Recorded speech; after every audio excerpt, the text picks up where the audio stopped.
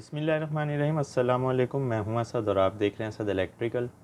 आज की वीडियो में हम प्रैक्टिकली इस चीज़ को दिखाएंगे कि हमारे जो चार्जिंग अल्टरनेटर होते हैं, ख़ास तौर पे परकिंस के जनरेटर्स में जो ज़्यादातर यूज़ होते हैं 88 kVA 65 kVA इसी तरह 100 kVA के जनरेटर्स में, उनको हम किस तरह से रिपेयर कर सकते हैं।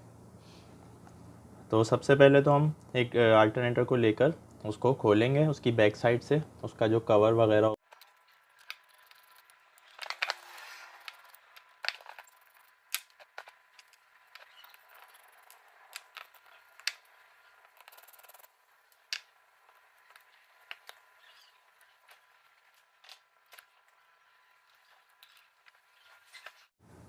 तो यहाँ पर आप देख सकते हैं कि चार्जिंग अल्टरनेटर जब हम खोलते हैं बैक साइड से, तो ज़्यादातर जो चांस होता है कि क्या चीज़ उसमें ख़राब निकलेगी, वो कार्बन ब्रश हो सकते हैं, उसके स्प्रिंग हो सकते हैं, उसका वायर हो सकता है।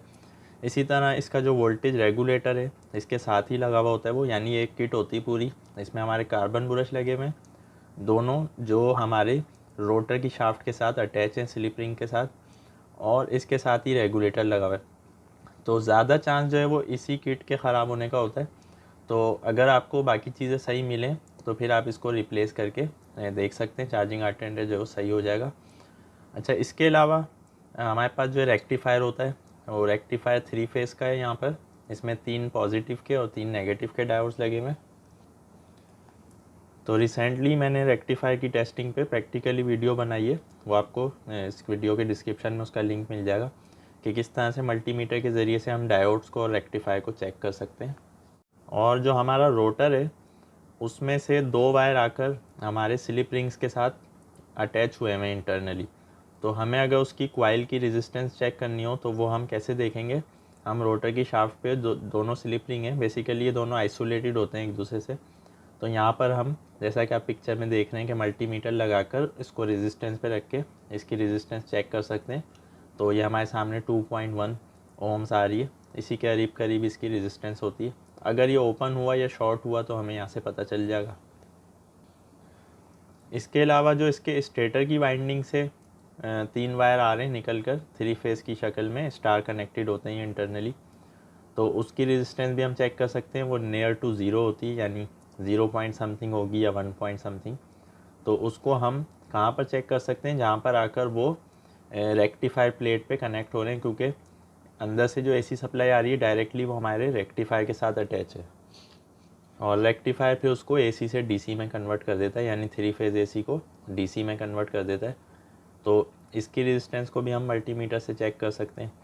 इसके साथ ही हमारा रेक्टिफायर लगा हुआ है, इसमें 2 प्लेटें हैं एक दूसरे के ऊपर नीचे, पॉजिटिव और नेगेटिव की।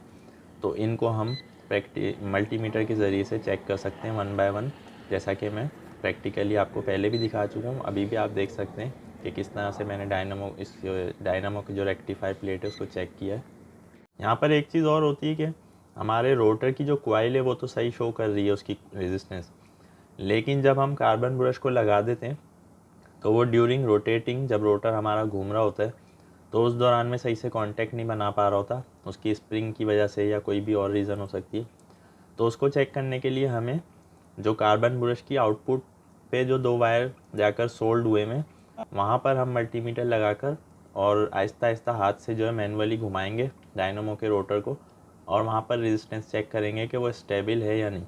अगर उसमें वेरिएशन आ रही है तो इसका मतलब है कि वहाँ कॉन्टैक्ट सही नहीं बन पा रहा है। माइनर वेरिएशन तो एक्सेप्टेबल है, लेकिन ज़्यादा जंपिंग अगर हमारी वैल्यू रेजिस्टेंस की कर रही है तो इसका मतलब है कि कार्बन ब्रश जो है वो स्ट्रॉन्ग कांटेक्ट नहीं बना पा रहे हमारे स्लिप रिंग्स के साथ। इसके अलावा जो रेगुलेटर है इसको हम मल्टीमीटर वगैरह से नहीं चेक कर सकते। इसका यही तरीका होता है कि हम जो है वो किसी और डायनामो से या न्यू लेकर उसको लगाएं और फिर जनरेटर पर लगा के इसको चेक करें। तो रेगुलेटर को चेक करने का कोई ऐसा तरीका नहीं है। बाकी डस्ट वगैरह आने से भी, कोरोजन और डस्ट वगैरह से भी हमारा चार्जिंग अल्टरनेटर जो है वो प्रॉब्लम कर रहा होता है। तो इसकी क्लीनिंग भी अच्छी तरह से एयर के ज़रिए से करनी चाहिए, ड्राई एयर से, और फिर इसमें कॉन्टैक्ट क्लीनर और WD-40 के ज़रिए से हम क्लीनिंग कर सकते हैं। तो इतनी रिपेयरिंग तो ख़ुद भी की जा सकती है। अगर इसकी वाइंडिंग डैमेज हो गई, बेरिंग ख़राब हो गया, या जो है वो कोई और फॉल्ट आ गया, तो फिर हमें जो है वो रिप्लेस करना होता है। लेकिन नॉर्मली ज़्यादातर जो प्रॉब्लम आता है डायनामो या चार्जिंग अटेंडर में वो हमारे रेगुलेटर से रिलेटेड होता है या कार्बन ब्रश से रिलेटेड, तो ये तो आसानी से चेंज किया जा सकता है। अगर इसके अलावा कोई प्रॉब्लम आया, वाइंडिंग ख़राब हो गई रोटर की, स्टेटर की, तो फिर हमें रिवाइंड करवाना पड़ेगा। और अगर बेरिंग ख़राब हो गया तो बेरिंग को भी चेंज किया जा सकता है अगर हमारे पास प्रॉपर टूल्स हों। तो उम्मीद है आज की वीडियो आपको पसंद आई होगी। आज की वीडियो के हवाले से कोई भी आपका क्वेश्चन या कन्फ्यूजन है आप कमेंट में पूछ सकते हैं। इंशाल्लाह नेक्स्ट वीडियो में नए टॉपिक के साथ आएंगे। जब तक के लिए इजाज़त दीजिए। अल्लाह हाफिज़।